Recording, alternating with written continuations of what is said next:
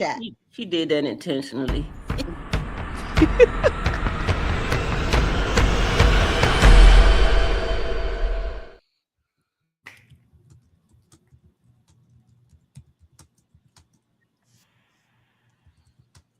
Well, hello, good evening, and welcome to AAA and our famous M. However, today is double A and our famous M. Welcome to the show. Tonight, we're definitely talking about blind consequences.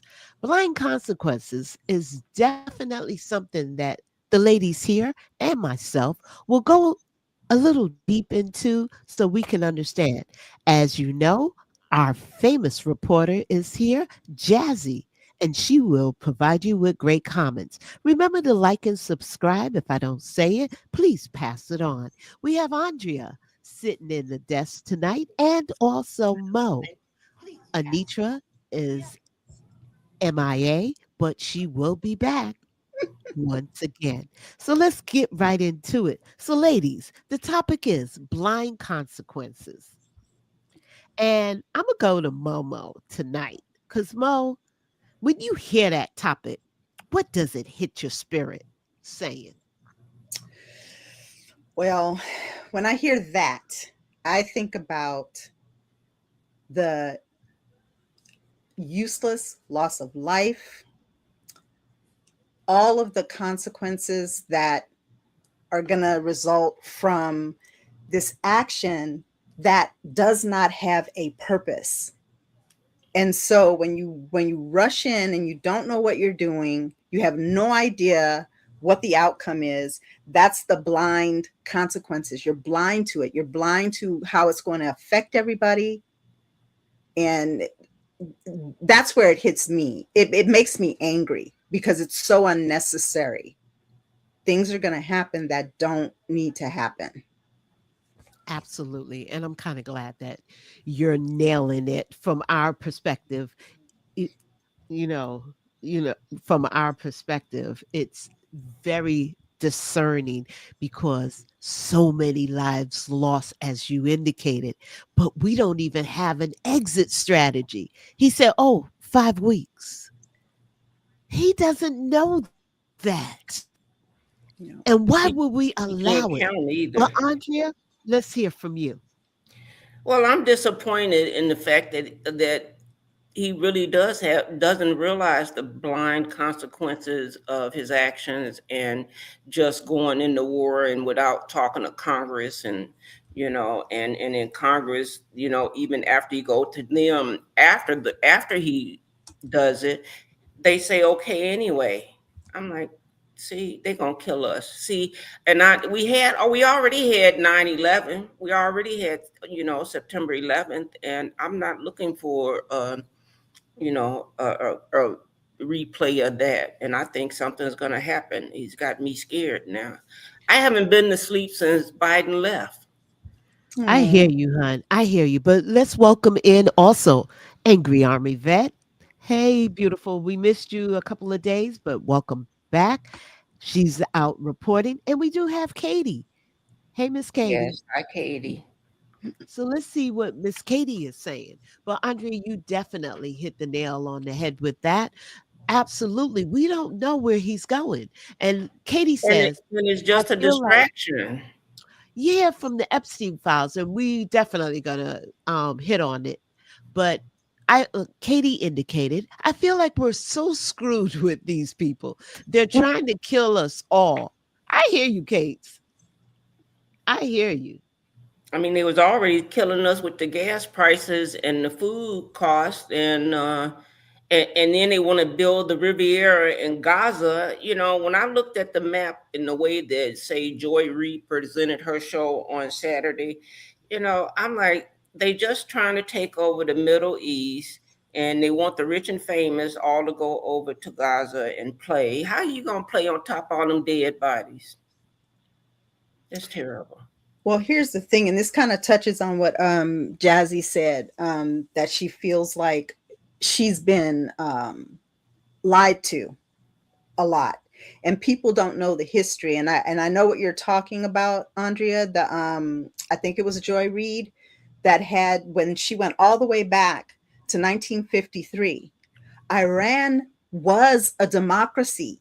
Mm-hmm. They voted in a prime minister. And in 1953, Britain and the United States decided that they weren't going to put up with the prime minister saying, well, no, you can't have all of our oil. We're going to keep some of our resources for ourselves. They didn't like that. Mm-hmm. We toppled a democracy. And then what resulted from that was the Shah of Iran. He started off okay and then just totally went, like dictator military type thing. And then there was the revolution in 1979. So these people had a democracy. We destroyed it. We helped destroy that. Uh-huh. And And now now, and going now in they there want to now, destroy ours. Yeah, yes, and now they're going in there that with was no your plan, agreement. no exit strategy. We don't even know. They can't even explain to us why they did it. Exactly. That is my tag. War. Why? Why? They can't even say. The breakdown, and Angry Army Vet says Joy Reid's breakdown is awesome It of the is. Iranian history. At least she gives you footage and also a stability in understanding where this is all from. And that's what we need. We need to understand why. Willette, welcome. We want to welcome you. Thank you for being a part of us. Jump in anytime. Give us your comments. Jazzy, Iran was beautiful. I had no idea it was US who caused it to become radicalized because we felt entitled to their oil. Huh. This whole time we've been fed lies about them just hating us for having a democracy. You're right, Jazz. We can't I, even wa- mess with you on that. I was listening to a video today, and they said we're going, to the Middle East, but we're not going south.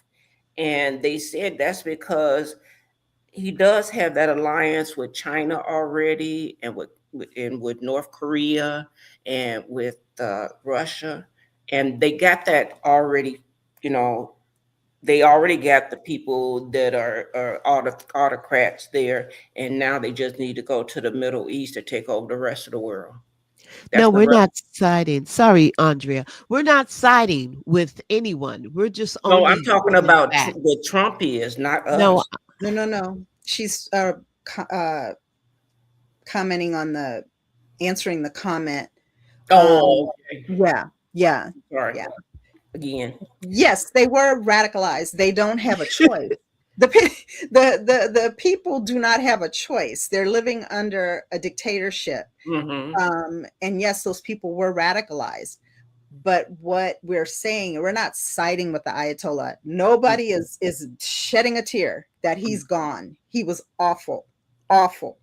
They are, Iran is they're not good players in the game, right? We're not saying that the regime should be intact. What we're saying is when you go in, you need to have a plan. We did the same thing in Iraq. We left this vacuum of power, and that's how ISIS came to be. So now what is going to fill this vacuum now in Iran? Will it be something worse, or will it be something better? The people have been cut off. They can't hear us saying now is the time to rise up. And if they rise up, who's going to back them up? And we we don't are hear tone. what's going on in America. They don't, the stuff that's really going on here, we don't know. We don't know either.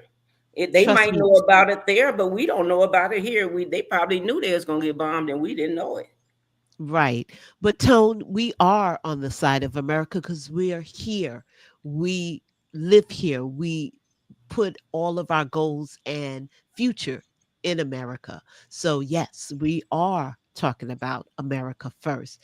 Nevertheless, we still can have our Opinion. hearts can be for others as well, those innocent lives that were taken. And it's not my true country, no way. So I mean, I'm here and it's okay now, but hey, I might have liked Africa too. One never knows, does one? They never gave us a choice. Exactly. Hey, Nitra. There she is. I don't see you. But let's go ahead into, while we do have the audience, please like and subscribe. We do populate your comments. They're definitely needed. But here's the first item up. Andrea, why don't you dig in? Because here are some of the consequences. Yes, this was one of the blind consequences. So far, we had six dead, six servicemen dead, and 18 service members were injured in the Iran operation. Uh, I tried to find out their names, but the names have not been released to the public yet. And I also, I want to send my condolences to their families and wishing the injured Marine or injured military people a speedy recovery. But I'm also sad about what has happened to the people that lived in Iran. It was over 500 plus people, and a lot were children that were passed away also. I wouldn't have agreed with this. This man said he would never take us into endless wars again, and it just feels like he just started another war. I really wasn't planning on even reading all of this, just to say that we have Pete Hegseth. He don't know what he doing. He don't know what he doing. Donald Trump don't know what he doing. When I was listening to the Don Lemon show and listening to the idiotic statements that I kept hearing, I'm like, oh my goodness, we in trouble because we voted in some blind consequences. Exactly. Jazzy said they released the names, so they must have notified the families. Yeah, because when I looked, it wasn't there. If she has them, could you put it in the chat, or somebody put it in the chat? So we could say their names, Jazzy. Thank you so much. Again, she's Our our roving reporter, reporter. our roving reporter out there that can give Mhm. us on the spot news. And we'll definitely say their names as we go through it. Anything else from this, ladies? Yeah, From and this just reporting? the no condolences for the 30,000 protesters killed. Well, I don't know if that number is accurate. That's horrible. And of course, all of the innocent people, the people that are vying for democracy, the people that are just living their lives, the innocent civilians, of course there are condolences for all the losses. It doesn't matter. Iranian, American, it doesn't matter. Israeli civilians, it doesn't matter. People should not be dying. This is a pointless war. And that's why we don't sleep good, because everything he does is in the middle of the night. And you like, what am I gonna wake up to tomorrow? This dream, I think of this now as the Twilight Zone. This is the Twilight Zone. Yeah, I literally woke up and looked at my phone and there was an alert. We bombed Iran. We are at war. And I'm thinking, Hmm. And I'm thinking that someone should come get him, instead of us going and hurting other people. Somebody should come get him. And did you see the rash on his neck now? The rash went from his right hand to his right neck, and I don't know who he doing it with, but oh my goodness. well, he keeps falling asleep with them tight collars. He's probably chafing from the Yeah, collar. that's what somebody said. His I dog. thought it was decay. I thought he was decaying. Oh Come on. my gosh. Oh my gosh. And some people do think he dying, and I think he trying to, take over the world and pass it on to all of his children before he goes. But I'm gonna keep hope alive. Jesse Jackson gone. I miss him too already, and keep praying that God's will is done. That we'll get through this. We're gonna get through this. Yep. This nothing lasts forever. Nothing lasts. No, Nothing. no. Nothing. But Nothing with lasts. that said, we definitely have to transition from Iran over to another topic that has been hot in the news. Let's talk about it, Andrea. Here you have it. Well, this really has been a blind distraction. It's a blind distraction with consequences again. When they bought in Hillary Clinton and Bill Clinton, and then Hillary kept saying, "I don't even know the man. I've never been over there. I don't believe him." And Bill, he don't care. He's just there in the Oval Office. But if you could go ahead and play this, because I really, I think Donald Trump should be there. That's what I think. I think Melania should be there, but that's a whole nother subject. Hmm. That's a whole nother subject. But Raise let's your go right hand. ahead. Do you solemnly swear or affirm We'll get the into this testimony you're video. about to give in this deposition will be the truth, the whole truth, and nothing but the truth? I do. And the court reporter, please swear on the witness. Breaking news, we're now getting the deposition videos of former President Bill Clinton and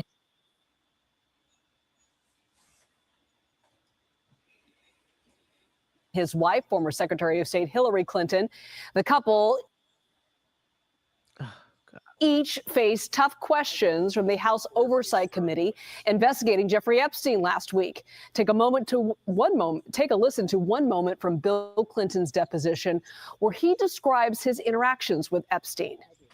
From my brief acquaintance with Jeffrey Epstein, though it ended years before his crimes came to light, and though I never witnessed during our limited interactions any indication of what was going on, I'm here to offer what little I know so I can do my part to prevent something like this from happening again. I have to just say one personal thing.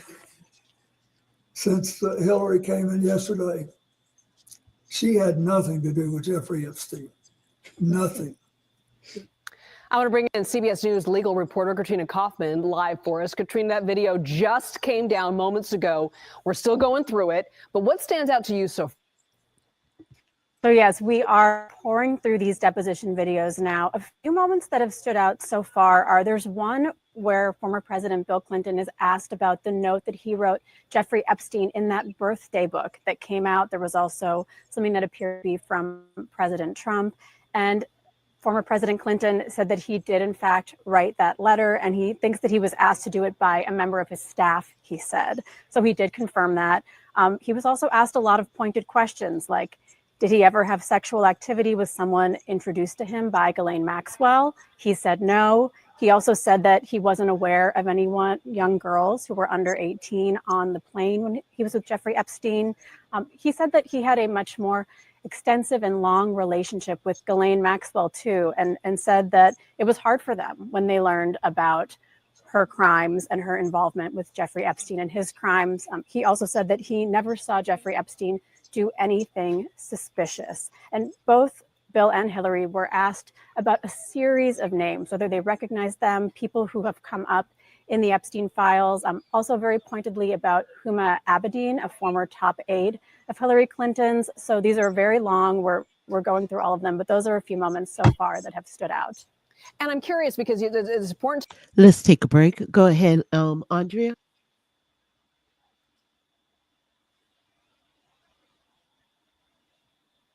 Andrea, you still with us? She's muted. You're muted. Okay. Let's see what our reporters are saying.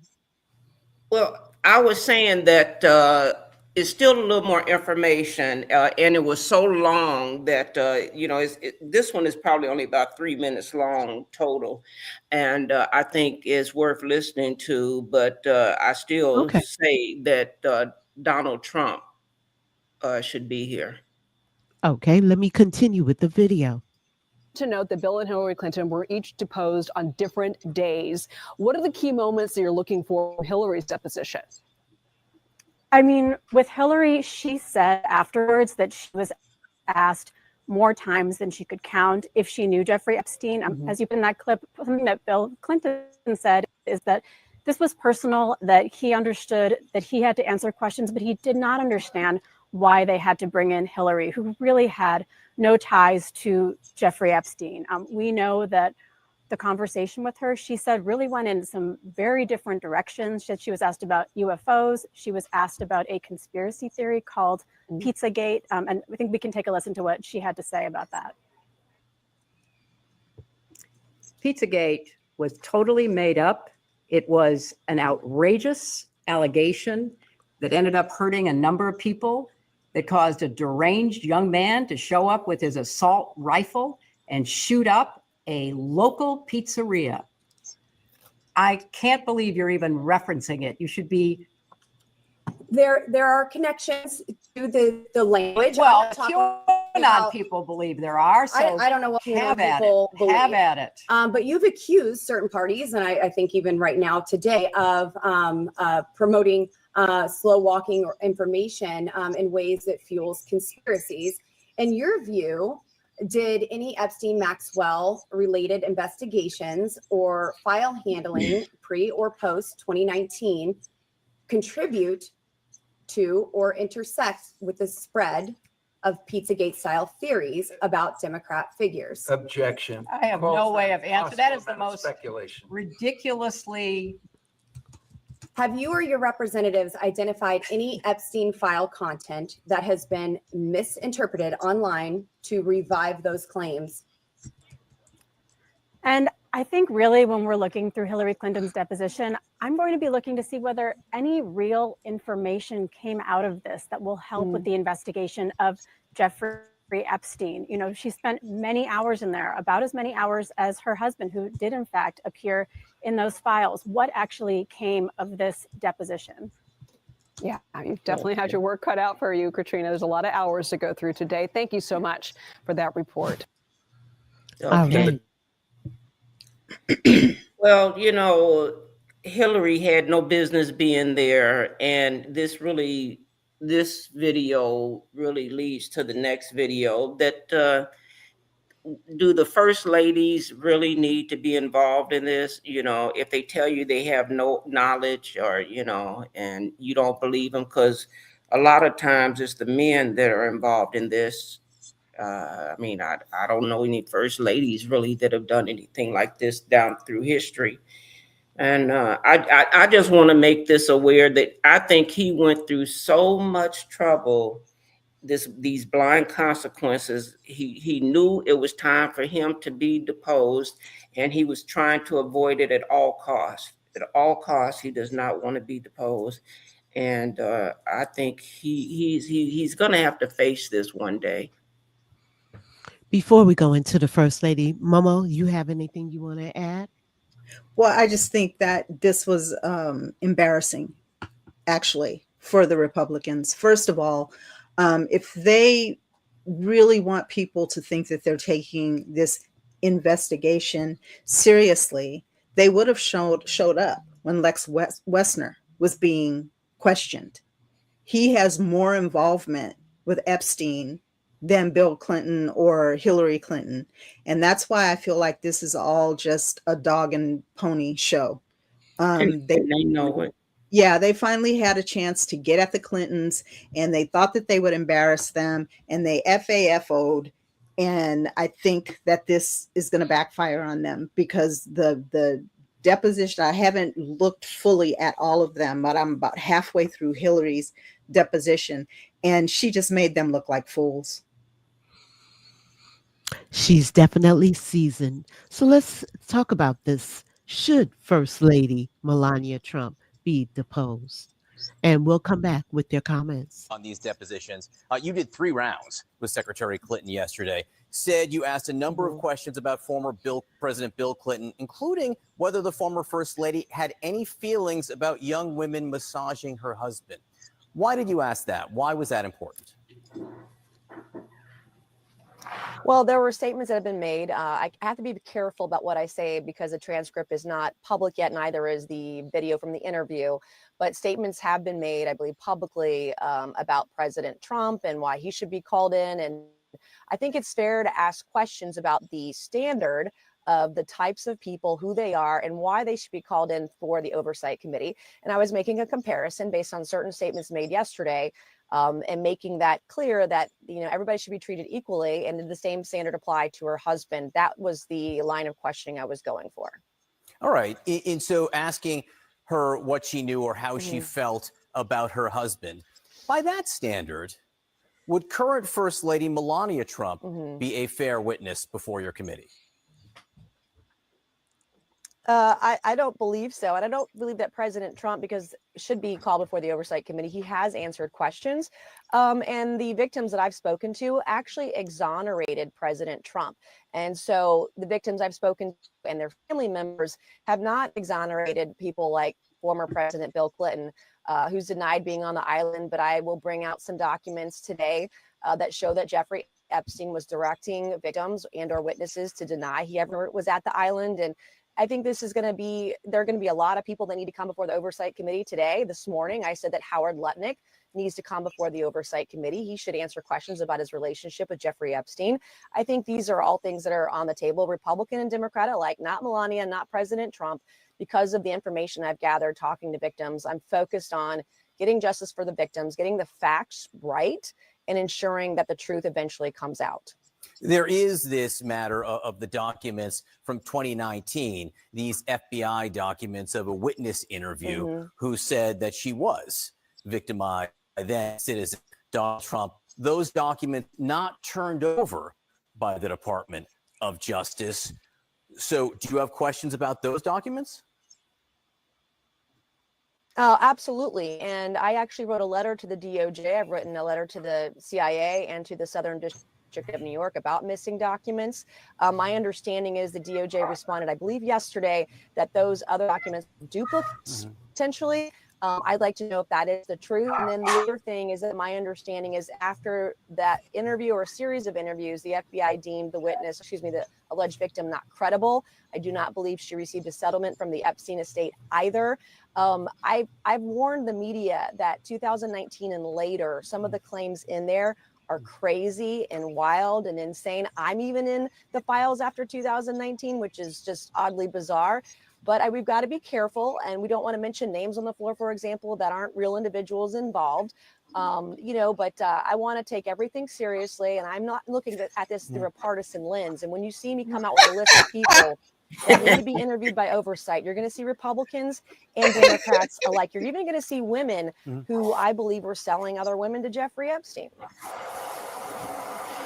She said her name is in there too. That's because she was at the island. I mean, that's why your name is in there too. Donna was there, you were there, and they were making sure everybody was redacted except for the people that survived it.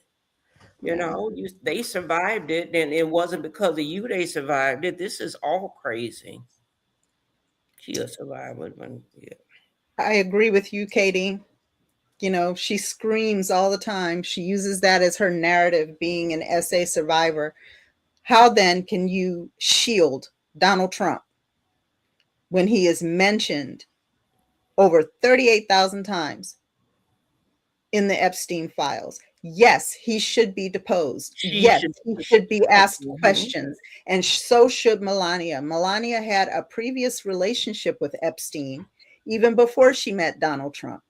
So, of course, she should be deposed. She should be asked questions. They don't get a pass because they're president and the first lady, obviously. And Hillary is a very smart woman. She's been in politics for a long time. She even trained for this position, and they did a documentary on it. So I'm glad she went and talked to them and cleared her name because, and she did it brilliantly. And then they tried to talk about that she got loud and out of control, but no. Every time she tried to answer the question, somebody would cut her off so that she couldn't finish her answer. You know, at least she didn't, do like, what did he say? I'm trying to think of the one that went off and said. Nancy Mace. No, the one that was talking about the stock market. Oh. Pam Bondi. Bondi. Yeah, Pam Bondi. But the Dow, Yeah, the Dow. At least she didn't start talking about the Dow and sounding ridiculous. Yes, I think Melania should be deposed. Like you said, she knew Epstein. I don't know who knew Epstein first. The way it seems is that she knew Epstein before Donald Trump knew Epstein, and so she knows more than Donald Trump knows. Yeah, well, allegedly, Epstein introduced Donald Trump to Melania. I don't think that fact has been confirmed, but that's the general knowledge that's going around.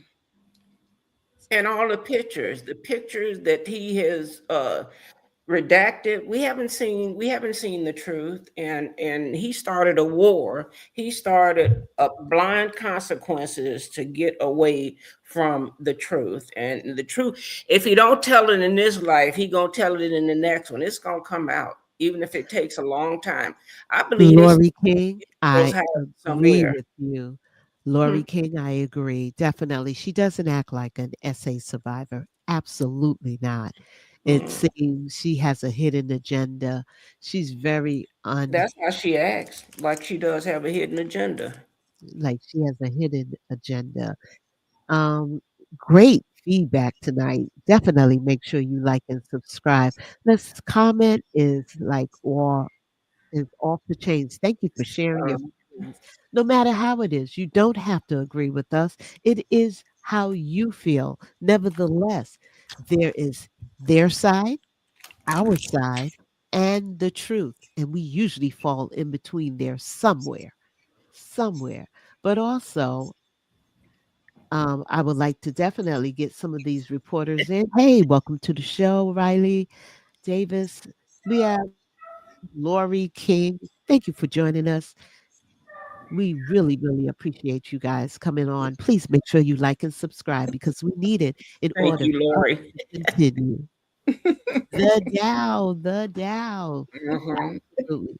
It's at 50. Really?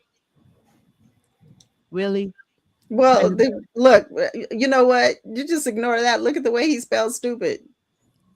Yeah. Like I said, they part of it. They joined, and so we need all kinds of comments. So I think we take away from the story when we give energy to it. Yes. Yeah. And you're right. I think we all cry inside. I know you're saying, Lori, literally crying. However, we do cry inside for those women because everyone is looking at them as women. These were young girls. They were babies. Impressionable babies, yes, that didn't have the guidance that, some of us probably did or the know-how, and all they saw was the money, the glitz, the glamour, and they thought that they would be okay. So, yes, it's easy for everyone to judge others in their armpit chair. And they don't tell us all the people that are missing, because today I saw a video of this lady, young girl at 14. She's been missing. She started missing at 14, and today she would have been 28. Wow. So it's a lot of people out there expecting. She's an African-American woman, and that especially don't get mentioned in the media. And with the way Donald Trump controls the media now, we don't know what's going on. Yeah, that is so true. But guess what, guys? Let's make it a little lighter. Let's take it down a page before everybody gets so serious. I want to bring something to the stage, and let's see. It's time to go. Andre, you want to set it up? Well, or just let it play? Sometimes I need something funny just to break up what we're talking about, because sometimes it's tough sometimes. And this happened a long time ago with Patti LaBelle, and it was so funny to me, I just had to bring it. Well, let's hear it. I wanted to slap that heifer so hard. She said, Mr. Bell, don't eat the paper. I said, what's wrong with you, boo? I don't eat paper. There's paper on it. Yeah, you can't eat the paper. Nope. Now these are But you made can with touch them with your hands. That is true. 2 kinds of cake mix. And also one of the little secrets I use diet hot cocoa packets to make to really amp up the chocolate flavor. Diet hot cocoa. What is Patty saying over there? She is causing trouble. Yeah, no, but what makes you think I could eat the paper, boo? Eat the paper. No paper. Paper bad, cake good. Okay, next. You're the one that wanted to eat the paper. I didn't want to eat the paper. What's wrong with y'all? Okay, again, frosting is made out of fat-free whipped cream, that like marshmallow cream, which is also a great ingredient, and everything. Okay. Okay, Moving on. context. Okay. Girl, yeah, but I don't need paper. I just made sure my hands were clean when I said to the audience, this is paper. Yes. I meant that I'm not touching the actual cupcake, boo. Oh, I see. Good one, Patty. Patty was not going to let that go till she made her point. Exactly. She had to let it go. Thanks, Andrea. We needed that release real quickly. Please remember to like and subscribe. Come on, we need that. Hopefully that made you kind of smile, but we're going to get back into some that we'd like to take you through. So, Patty LaBelle as you says she know- got more sense than to eat some paper. exactly. Make no sense. But let's switch gears and let's go to a different kind of lifestyle. You know, we all get in here each and every day and try to prepare, and we always want to bring you something different. So we're going to switch it up and go into our next segment. Take it away, our resident chef. Well, cooking is an adventure. A good chef is an artist. And if you really, really, really get into it, you can travel the world right in your own kitchen. But one of the things that is very vital to any meal, and I think most people don't think about it, is layering flavors. If you could put the article up for me. The article first? Oh, okay. Yes. All right. Layering favors. You ready to rock and roll? Okay.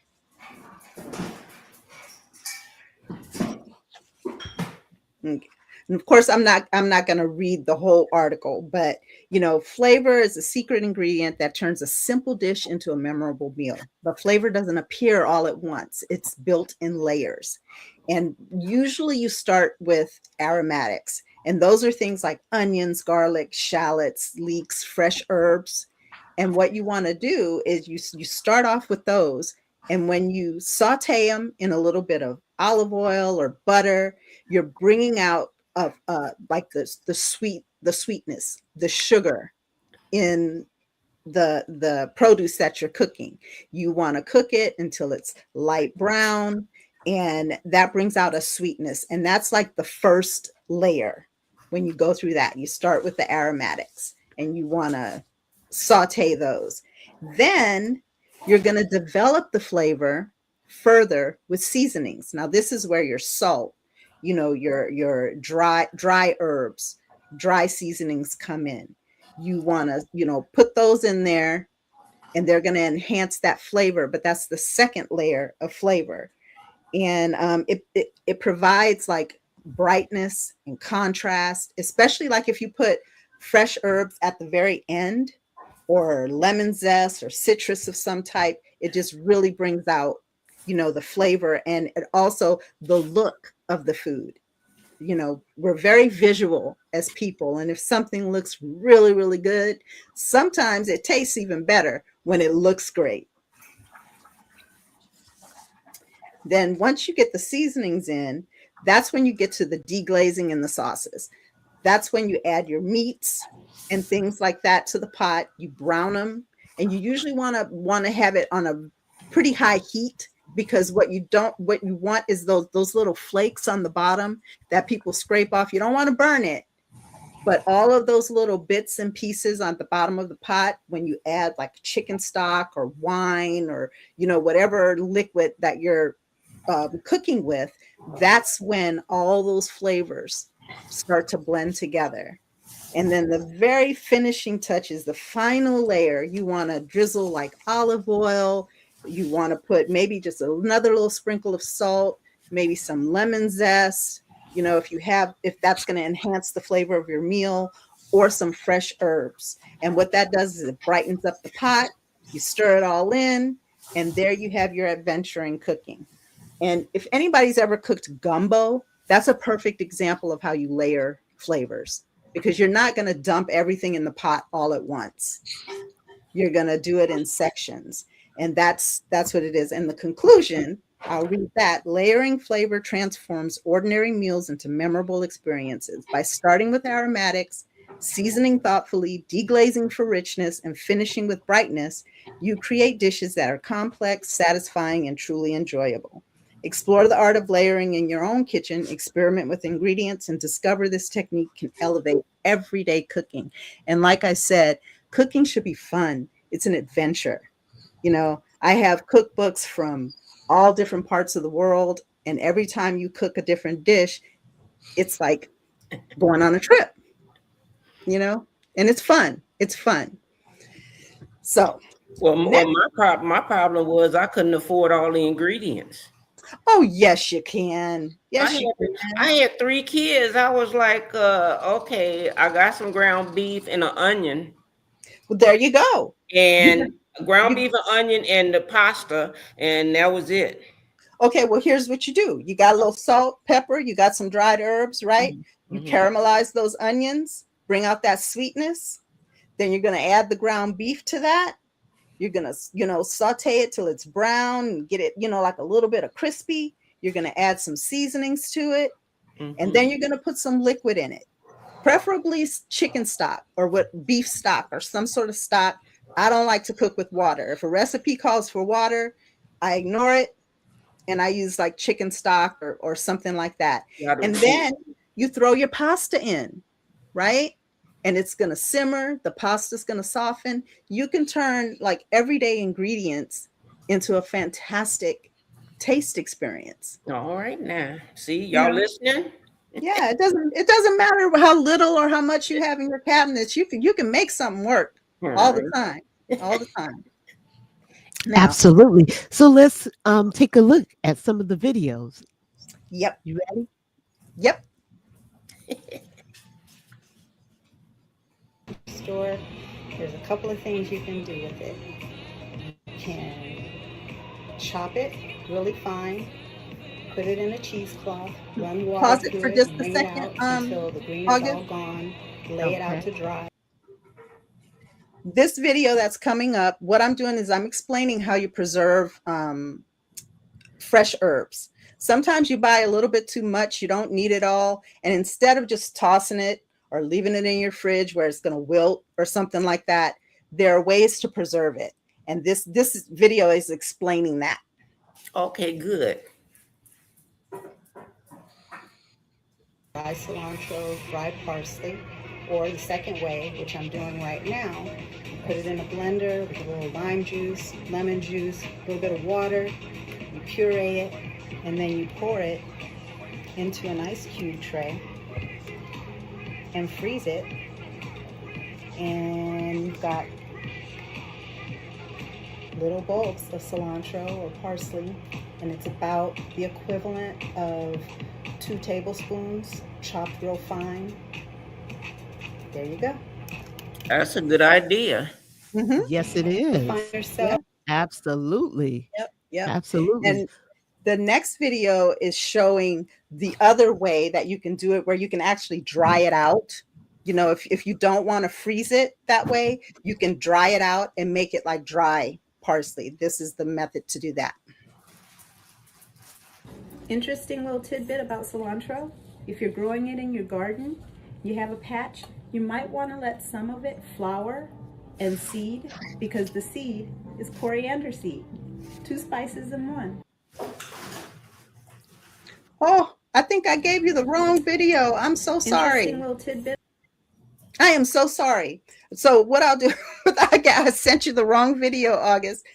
The video that I was showing, you take cheesecloth, you chop up whatever parsley, cilantro, whatever herb it is that you have, you put it in the cheesecloth. And what you do is you tighten up the top, you run it through water, and you run the water through it and you squeeze it until the green goes away. Mm. And then what you do is you open up the cheesecloth and you let it sit and it dries out. And it's just like having, buying the dry parsley or cilantro or something like that. So it's going to last longer than if you just leave it. It doesn't take away the flavor when you run the green all off of it? No. The green is just color, and the green is actually what wilts it and makes it deteriorate. So what you're doing is you're squeezing all that out and you're drying it out so it lasts longer. It's almost like dehydrating something. Yeah, because I was thinking you was gonna put it in the oven and dehydrate it and grind it and then keep it in, like a shaker. That's another way to do things also. You if you got fruit that you don't think that you're gonna finish before it goes bad, chop it up. If you have a dehydrator, great. But if you don't have a dehydrator, you just put it on some wax paper, put it in the oven on very low, like 250, something like that, and let it just kind of bake and dry out. You could do it with fruits, you could do it with vegetables, you could do it with herbs, you could do it with anything. So dehydration is also a good way to preserve something We got that you some have. extra strawberries right now because they had a good sale on them. Mhm. And my son said, "Mommy, I'm going to put them in the freezer." I said, "The freezer?" You can do that too. The problem with that though is that you have to make sure that it's sealed very, very, very well, because even when you just put it in a Ziploc freezer bag or something like that, it still has a tendency to get freezer burn if it's in there for too long. So you have to wrap the fruit in plastic wrap, seal it up really good. If you have one of those sealers, that's great. If you don't, it's fine. Wrap it up in the plastic wrap, put it in the bag, make sure all the air is out of the bag before you seal it up, and kind of roll it and stick it in the freezer. Well, Okay. that is a great cooking tip. Thank you, our resident chef. That's you. a good thing. Hopefully, like Jazzy said, she's going to write it down. She'll run this tape again and be able to take some of your tips away. Let's get back to serious business, and we will definitely show you what's going on. The next video is to really close out Black History Week. Last week, we kind of just went out and we didn't really finish Black History Month. And I wanted to make sure that we close it out with the great punch. Who will you remember? So let's go to the video. It's the end of Black History Month. All month, I've been thinking about memory, about how statistically most of us are only going to be remembered for 3 generations. And then after that, your name turns into a line on a tree, a date, maybe a blurry photo, or some distant story. I don't like those odds. So I've been sitting with that because absolutely not. Not this man that I'm going to tell you about. I'm only going to get first names in this one because, anonymity. But we're going to talk about my dad, Emmanuel, Miss May's son, because being Miss May's son is already lineage. It's already a standard. And the thing about my dad is he's not loud about who he is. He doesn't have to be. He walks into any room and there's this steadiness, this calm authority, not the kind that demands attention, the kind that makes you feel safe, just like my grandma. And that's different. He's twice retired, an incredibly hard worker. But that's not what defines him to me. What defines him is that after giving decades of service to the Navy, he still chose to keep serving. He chose the community college system, not because it's glamorous, not because it's prestigious, but because that's where he felt that he could help the most. Students who don't always believe in themselves, students who may not have guidance, students who are trying to rebuild. He sits with them, he explains systems, breaks things down, tells them that they can do way more than they think. And he's become a father to people who never had one, not by announcing it, but by showing up. I've watched him give time he didn't have, energy he didn't owe, patience that most people just don't possess. And I don't say this lightly. He shaped me. The way I think, the way I research, the way I refuse to accept surface level answers. Now imagine how that was for him when I was growing up, though. He taught me that intelligence is a responsibility, that leadership is quiet and service is not seasonal. When people talk about Black history, they always reach for the famous names. For me, it's men like my father. Black men who carried responsibility with dignity, who kept pouring into the community long after they could have rested, who became anchors for people that were drifting. That kind of life deserves way more than 3 generations. That kind of life deserves to echo. So when I talk about Black history, I'm not just talking about names in textbooks. I'm talking about men like my dad, who built stability in a country that didn't always make that easy, who served, who retired, and who served again, who chose education because he believes that that's where change really lives. That's legacy. That is impact. So as we close out this 100th anniversary of the intentional remembrance of Black history, who do you refuse to let disappear after 3 generations? Say their name, because some people deserve to echo way longer than statistics say they will. Say his name, Emmanuel. It's the end of Black. Wow. That was great. That kind of teared me up because when she was talking about her father, all I could think about was my dad, my daddy. And that's what I want. I Yeah. want you guys to think of someone that is special in your life. Some people don't have a dad. Others may knew their dad and their dad has now become an angel. But remember that name, whomever it is. It can be someone that just stood up for you when no one else would, that gave you that last dime, that last quarter, that last dollar, that bought you food. Say their names because women, we got to remember, men, you have to maintain. And children, it's time for you to listen and understand the pain so you don't have to go through it again. So, before we close out tonight, I definitely want to do a quick round robin. We talked about the war, we talked about Epstein, we talked about who should be deposed, and also we closed out Black history. So, let's go over to Andrea. Well, one thing, I don't think you can ever close out Black history because Black history is American history. And we continue on each day, good, bad, or ugly. We keep going on, we keep helping. We do our best every day. So, the one person that made me remember, though, and her name is Andrea, is my mother. I was named after my mother, and Oh. and so I miss her, and I still miss her, and I'll always miss her. I love my mama. Oh, so sweet. Mm-hmm. Well, we're going to say her name, Andrea. Mm-hmm. Absolutely. Let's go over to Momo. Well, as we're dealing with Operation Epstein distraction, um, getting our young soldiers killed, killing civilians in Iran, all the destruction and everything that's going on. I agree with Andrea. Let's say some names that mean something to us, right? My names are Phaedra, Elvira, Gail, and William. Those are the people that shaped me into the person that I am. Unfortunately, 2 of them are not with me. They're angels in the sky, but I have the other 2 with me still, and I cherish them eternally. And we will say all their names. That's who made you who you are. Thank you, Momo. Well, for me, guys, it's a different fate. My angel just went on, my dad. So No.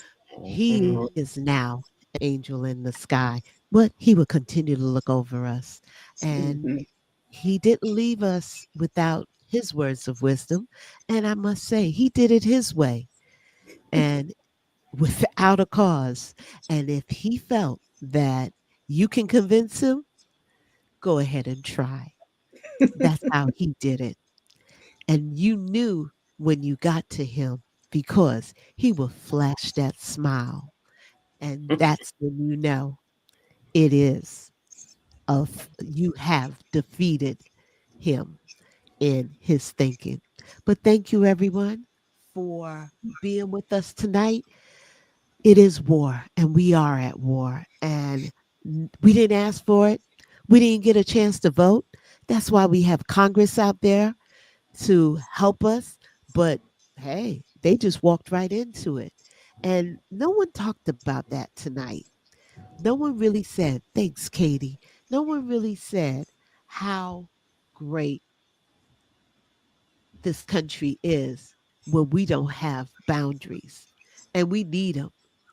Without boundaries, there's chaos, and people need to think about that. I like that, Lori. Thank you, Yeah. Lori. I wanted to highlight it. She said, my father is a great man. He loved his daughter. He taught the truth for American history. He taught us, his children, truth, the good, bad, and ugly. I am grateful for him. I like that, Lori. Amen. Thank you, Lori. Yep. We truly appreciate it. And And I also, want your father to rest in peace too, August. Yes. thank you. Thank you so much. And he shall. I really, truly appreciate the camaraderie. I thank you guys for showing up. Please make sure you like and subscribe. And we will definitely see you tomorrow. So let me give you the rundown. On Mondays, you have the Millennia Gaze. On Tuesday, it is the Triple A with M. On Wednesday, you have everyone from We the People Unite. Thursday, I believe Katie has her section that is a corner. And on Friday, the Voices from the Edge. That is a whole week.